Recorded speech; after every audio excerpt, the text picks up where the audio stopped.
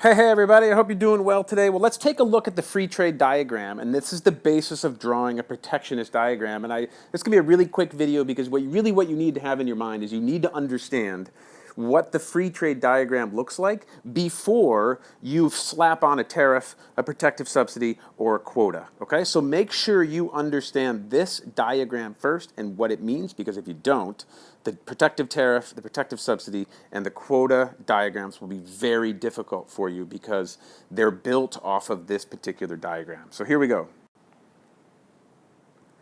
All right, take a look at this here. Now, if you're new to the free trade diagram, then you just really need to pay attention. Okay, so this is this is the market for wheat.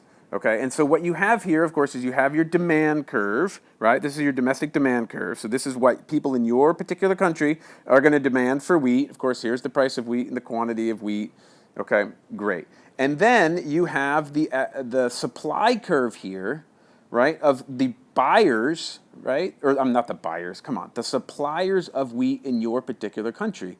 And therefore, now we're going to call this the supply of domestic. So this is the domestic supply curve for wheat, or the domestic supplier. This is the curve for the domestic suppliers of wheat. Great. So before there is free trade, before this country opens up its markets to international competition, there will be a market equilibrium price quantity combination of PE, QE. PE, QE. Okay? So, now, what's the deal with this particular curve? Why is it perfectly elastic, a flat line, and why is it S world, and what does PW mean? Okay. Very simply, what happens is, and you'll see this in almost all economic examples because it's really the easiest example to try to understand. So imagine the country all of a sudden decides, okay, yeah, so we produce wheat, and the market, the quantity and price combination is PE, QE, and then the government comes in and they say, okay, no, we're gonna open up the international trade, and all of a sudden there's another supply of wheat. There's a bunch more suppliers of wheat. And in the commodities market, economists say, look, there is so much wheat in the world that it's basically elastic. Like, it is traded on the international market, and the market forces for it are so large that no individual actor can really affect the overall price. In other words, there is a world price of wheat based on the massive quantities of wheat that are always available. And so the price cannot be changed. So if any producer tries to get a higher price, they're not going to sell any wheat. Okay? And so the PW is the world price of wheat, and this becomes the world supply curve. Okay, so in our particular country, remember, we had a price equilibrium here, or an equilibrium here, but now all of a sudden, look what's happened. Well, the world market price for wheat is much lower as a result of the massive quantities that are there and many forces beyond the control of any particular firm or country. So as a result of this supply curve, now you're going to see that Q2 quantity of wheat are demanded by domestic consumers. So what's going to happen?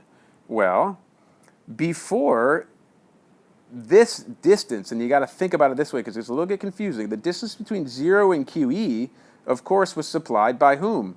By domestic suppliers of wheat. But now that the market is open to the world wheat market, all of a sudden the only amount of wheat that can be produced in our particular country at this price level is Q1. So the quantity of wheat that's going to be produced in our country goes up to Q1, right, which is right here. So where is the rest of the demand going to be, how is the rest of the demand going to be satisfied?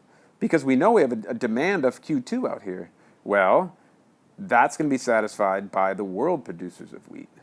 Okay, so the way that economists talk about this is you're going to see this. You're going to say, like, okay, well, the quantity of 0 to Q1, right? 0 to Q1, this is the revenue, in other words, PWQ1 is the revenue of domestic wheat producers. And then Q1 to Q2 is this box here, is the revenue for world producers of wheat. Okay? And of course, this QE no longer is applicable because that has to do with the quantity price equilibrium before the market was open to world wheat. Okay, so that's the free trade diagram. It's a little bit of a shift off of the aggregate supply, aggregate demand diagram, but I think it's pretty straightforward. But you must understand how this works in order to understand the impact of a tariff, subsidy, or quota. Okay, and if that's not clear to you, take a look at your course companion or listen to this video again. All right, my friends, don't move on until this is clear to you. All right, I hope this was helpful. I'll talk to you in a bit.